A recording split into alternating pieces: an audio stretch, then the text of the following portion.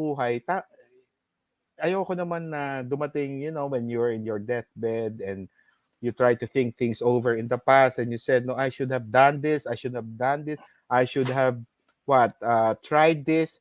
So lahat ng gusto kong gawin, sinubukan ko. So I tried for once, siguro mga 6 months, nag-host ako ng negosyo at payo sa PTB4. So it so happened also na may kaibigan tayo.